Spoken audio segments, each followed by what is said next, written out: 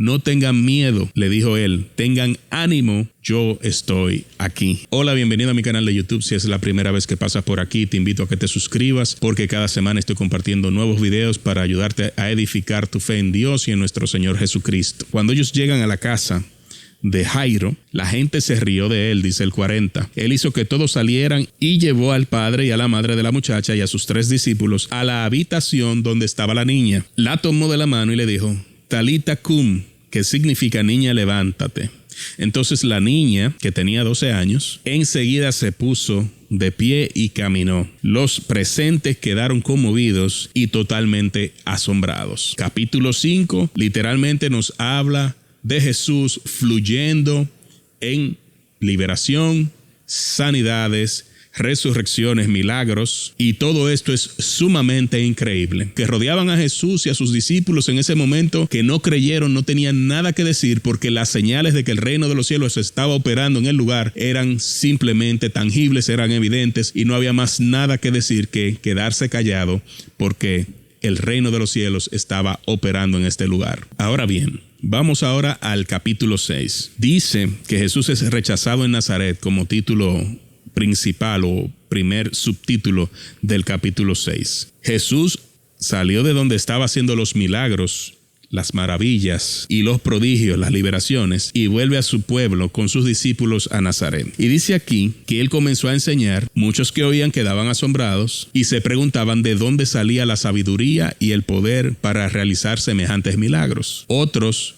que no tenían la revelación o no tenían la disposición o el corazón, como dice la palabra, que hay que tener el corazón como un niño para entrar al reino de los cielos, parafraseando, ¿verdad? Decían, es un simple carpintero, el hijo de María. Es el hermano de Santiago, José, Judas y Simón, y sus hermanas viven aquí mismo entre nosotros. Se sentían profundamente ofendidos y se negaron a creer en él. Entonces probablemente es tu caso de que a lo mejor tú dices, ¿quién eres tú para decirme todas estas cosas? Porque a lo mejor tu entendimiento, tu disposición a creer en la palabra no es la de aquellos que se acercan a escuchar con fe, y como estás escuchando sin fe, pues entonces cuestiona cada una de las cosas que estoy diciendo en este momento. Pero yo no me siento mal porque entiendo que si a Jesús le pasó, porque a mí no. Y Jesús mismo declaró que un profeta recibe honra en todas partes, menos en su propio pueblo y entre sus parientes y su propia familia. Debido a la incredulidad de ellos, Jesús no pudo hacer ningún milagro allí, excepto poner sus manos sobre algunos enfermos y sanarlos. Estaba asombrado de su incredulidad. ¿Cómo se pueden sanar a los enfermos? Imponiendo las manos de acuerdo a este texto bíblico. ¿A quiénes le vas a imponer las manos? A los que se acercan con fe, porque hay aquellos que se acercan con dudas. He escuchado de situaciones, he escuchado de casos de personas que a pesar de que no tienen fe, el milagro como quiera ha ocurrido porque la fe fue de parte de la persona que oró, no necesariamente de la persona que necesitaba la sanidad o necesitaba el milagro. Sin embargo, siempre la fe actúa de una forma o le da el espacio al Señor para poder el Señor glorificarse. Jesús envía a sus 12 discípulos. Dice aquí lo siguiente. Comenzó a enviarlo de 2 en 2, le dio autoridad para expulsar espíritus malignos. Les dijo que no llevara nada para el viaje y todo eso. Dice que Jesús los envió y les dio autoridad para expulsar espíritus malignos. Les da las instrucciones por dónde deben de ir, y también dice que si en algún lugar se niegan a recibirlos, sacúdanse el polvo de los pies al salir para mostrar que abandonan a esas personas a su suerte. Hay veces que he visto personas o predicadores que están rogándole a la gente que por favor que venga Jesús, y todo eso es muy bien, debemos de tener pasión por las almas, pero la dignidad es algo importante. Lo que nosotros estamos comunicando aquí es que le costó la sangre al Hijo de Dios, y es imposible que nosotros estemos hablando de que alguien necesita recibir el sacrificio de Cristo en sus corazones, de que alguien necesita recibir sanidad, de que alguien necesita recibir liberación, y que los que estén alrededor, los que estén escuchando, o los que necesitan todas estas cosas, principalmente la salvación, quieran tomar por poco la sangre de Cristo. Eso no es posible. Le costó la sangre al Señor. Le costó su sangre. ¿Cómo es posible que vamos a presentar el Evangelio de una forma sin dignidad, como que ven porque es una oferta gratuita de la tienda. No funciona igual que una oferta gratuita de la tienda. Fue la sangre que le costó al Hijo de Dios y nosotros tenemos sí que comunicar el evangelio, pero el que no quiera recibirlo, pues sacúdete los pies, sacúdete el polvo de los pies, porque fue la sangre del Hijo de Dios que pagó los pecados por nuestros pecados.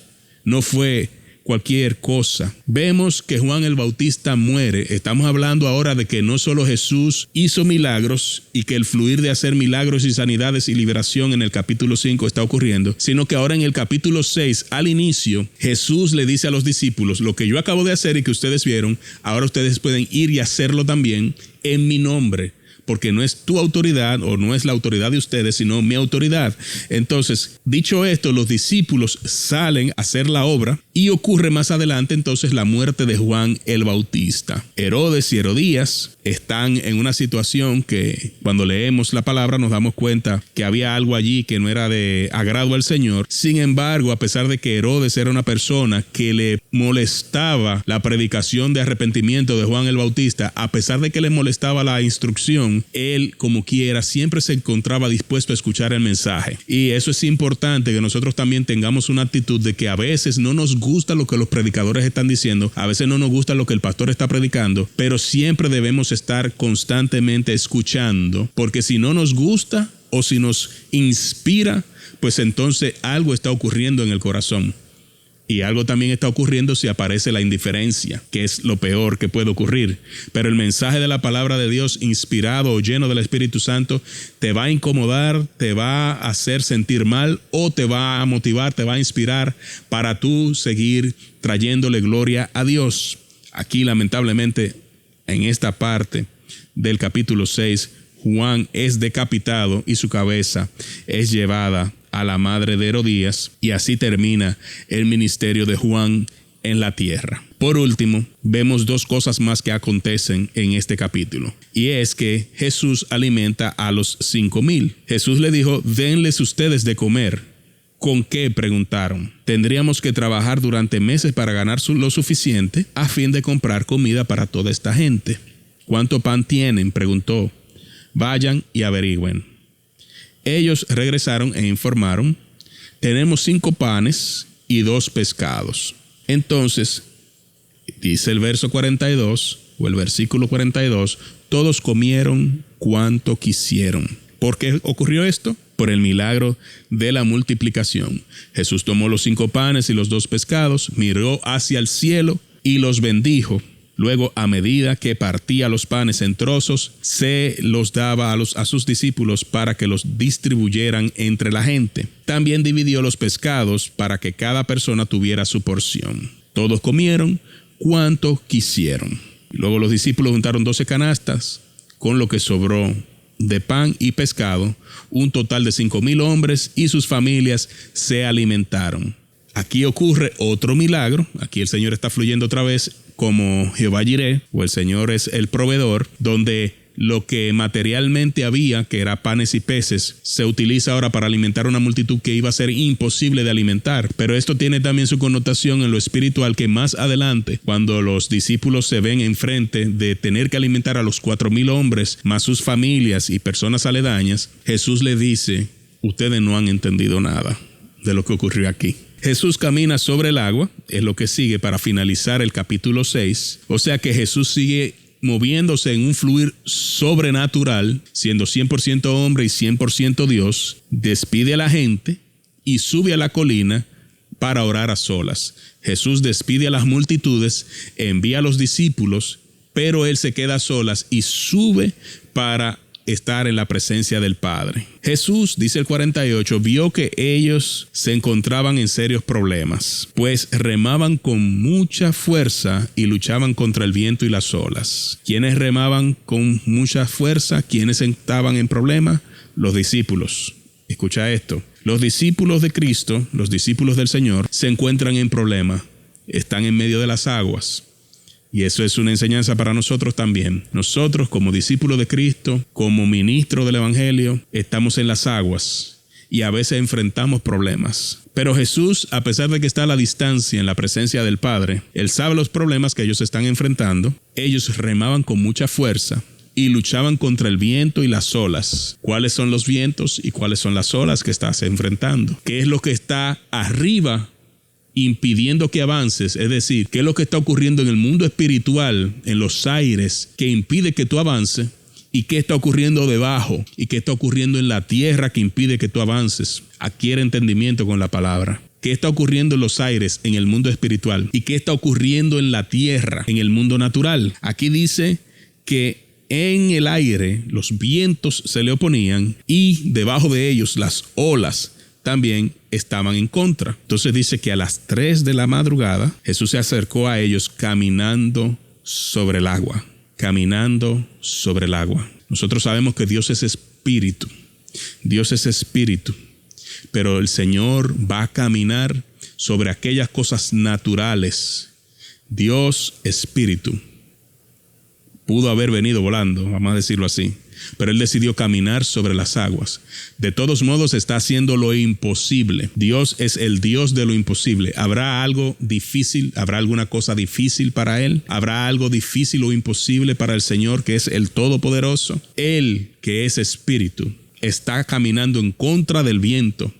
Porque piensen esto, si una barca con varias personas, fuerza de hombres, varios hombres remando, les cuesta trabajo avanzar, se supone que a un solo hombre parado a la orilla de las aguas, debería costarle aún más trabajo permanecer de pie. Mucho más difícil sería poder avanzar con el viento contrario. Pero número uno, Jesús está rompiendo el viento contrario. Es decir, Jesús está rompiendo las tinieblas que están en contra nuestra como discípulos.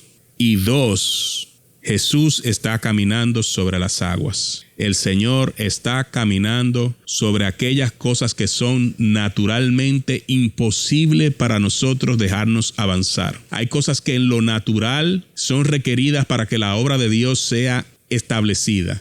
Hay cosas que en lo natural muchas veces pensamos, eso es imposible, eso no hay quien lo haga, eso no hay quien lo logre, naturalmente hablando o humanamente hablando, o los requerimientos humanos para que esto o aquello pueda establecerse o darse para la gloria de Dios no son posibles. Aquí el texto nos está diciendo, a través de un rema que estoy recibiendo de parte del Señor, nos está diciendo que el Señor se va a mover desde lo espiritual, el Señor se va a mover desde lo espiritual a romper los vientos contrarios, a romper el mundo de las tinieblas. Las tinieblas no van a poder frenar el poder de Dios en el mundo espiritual, pero no solamente eso, sino que en el mundo natural el Señor va a caminar sobre aquellas cosas que son imposibles de lograr para nosotros. Era difícil, había que ser fuerza y había que luchar en contra del viento y de las olas, pero Jesús venció al viento y Jesús caminó sobre las olas del agua, sobre las olas que hacían que estos discípulos tenían que frenar. Cuando los discípulos lo vieron caminar sobre el agua, gritaron con terror. Gritaron con terror. ¿Y cómo así si Dios es paz? ¿Cómo es que te da terror? Hay cosas que Dios hace a nuestro favor que son de terror, que uno dice, ¿y por qué y cómo fue? Pero fue Dios mismo que lo hizo. Fue el Señor mismo que caminó sobre aquellas cosas naturales que están impidiendo el paso para la iglesia para avanzar. Y viene un momento, viene un día donde el Señor está caminando en dirección hacia tu barca, hacia mi barca. Y ellos pensaron que era un fantasma. Todos quedaron aterrados al verlo. Cuando Dios llega, Dios es temible. Cuando Dios llega, es Dios mismo haciendo las cosas. Ellos dicen que pensaron que era un fantasma. ¿Y por qué ellos estaban tan familiarizados con un fantasma? Porque ellos manejaban el lenguaje de los fantasmas. ¿Qué será lo que ellos habían tenido experiencia previa? Sin embargo, no fue un fantasma, fue Dios en la persona de Jesucristo. No tengas miedo. No tengan miedo, le dijo él, tengan ánimo, yo estoy aquí. Aleluya, yo estoy aquí, no tengan miedo, tengan ánimo, les dijo el Señor. Entonces subió a la barca y el viento se detuvo. Ellos estaban totalmente asombrados. La barca, esa misión, esa visión, ese ministerio, ese vehículo para avanzar en esta vida, todo aquello en pro de la voluntad de Dios que los vientos y las olas tratan de frenar, Jesús se va a subir a la barca y cuando llegue a la barca, entonces el viento contrario se va a detener. ¿Hicieron los discípulos algo aquí para que Dios, en la persona de Jesús, caminara sobre las aguas? Ellos no hicieron absolutamente nada. No hicieron absolutamente nada. Y eso debe traer paz a nuestros corazones de que muchas veces estamos remando hacia el destino que entendemos que es la instrucción que el Señor nos ha dado para avanzar en la vida, para avanzar con nuestras familias, para avanzar como individuos, para avanzar en el ministerio, para avanzar en el liderazgo, cualquiera que sea al cual el Señor nos ha llamado, para avanzar en la iglesia, para avanzar en todas las áreas de la vida, y simplemente hay una oposición arriba y una oposición abajo. Pero la buena noticia es que el Señor está al tanto, el Señor está presente, aún nosotros no podamos verlo, y el Señor nos asombra. El Señor está dispuesto a asombrarnos y quiere asombrarnos por su misericordia, por su gracia y bondad.